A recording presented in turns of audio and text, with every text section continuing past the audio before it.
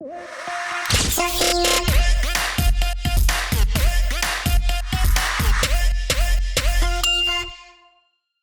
up, guys? It's your girl Sophina The Diva back here again.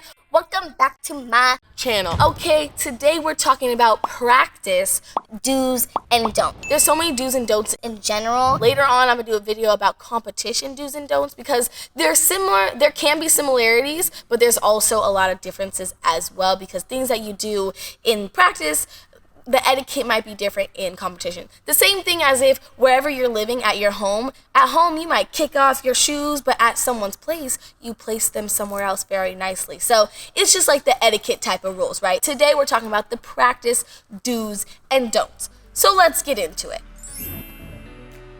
Do not put your hands back when you fall. That is a no-no. There has been many times where gymnasts have done that and they have popped things out, and it's not a pretty sight. It's really bad. Whenever you're falling, you have to fall properly. So therefore, do fall like this.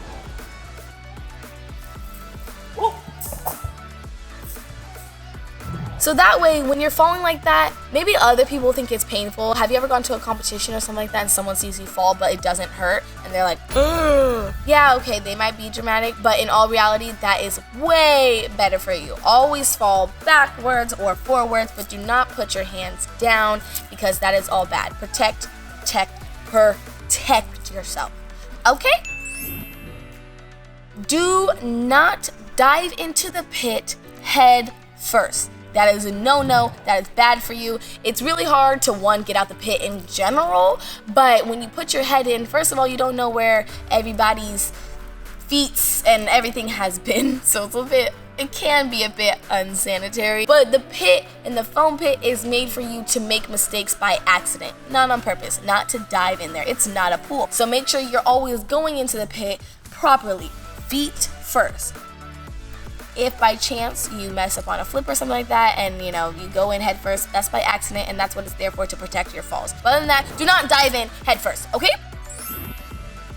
Do not hog the equipment. Now, by all means, I am guilty of this, but sharing is caring. So wait your turn, make sure you're going up. Granted, if there is nobody in the gym and you have the whole thing to yourself, or there's not very many people on there, go ahead, claim your beam, claim your bars, but do not hog the equipment. No one can get on this beam. It's my beam only. Get away, get away, get away. It's mine. Do share the equipment. Once again, sharing is caring. Make sure, if it is a big group, hey, this is your turn, this is my turn. I was first up, I was third up, whatever it is. But sharing.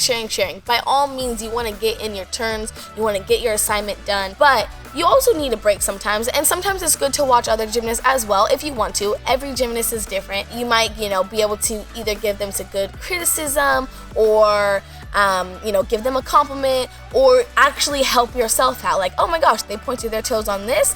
I need to do that as well. So in general, sharing and things like that can benefit both people, even though you want to get it done. Do not try and coach other gymnasts. I know in the last one I said you could give criticism, but coaching and criticism is different.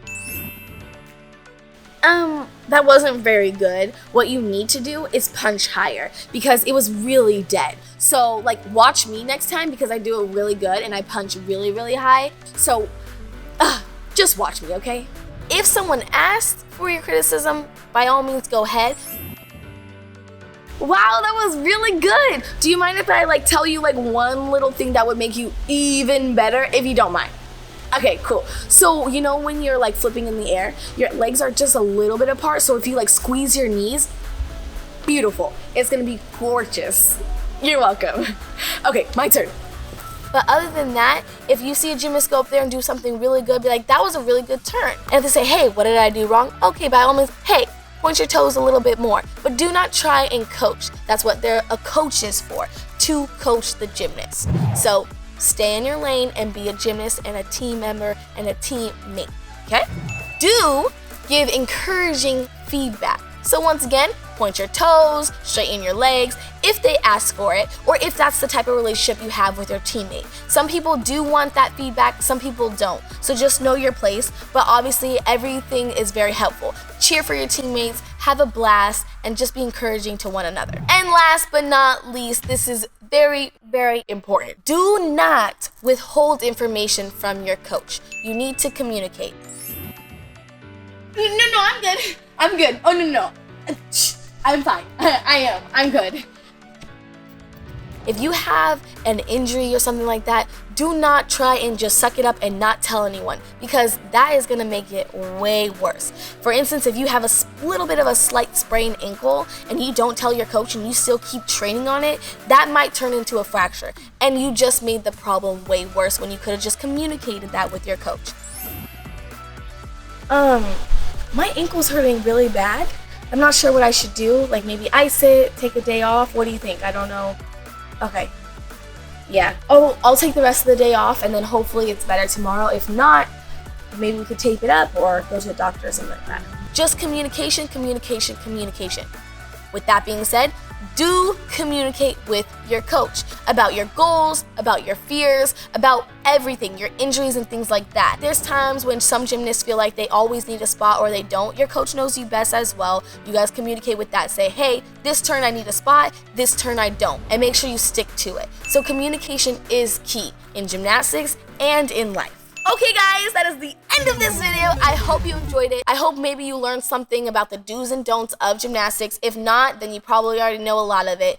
Please comment below some other do's and don'ts in gymnastics practice, and I will love to see those and maybe do a part 2 if there are enough. Please make sure to hit that subscribe button, hit that like button, turn on your post notifications, and follow me on Instagram as Sophina The Diva, TikTok, Sophina The Diva, and Twitter, Sophina _DeJesus. Bye, guys.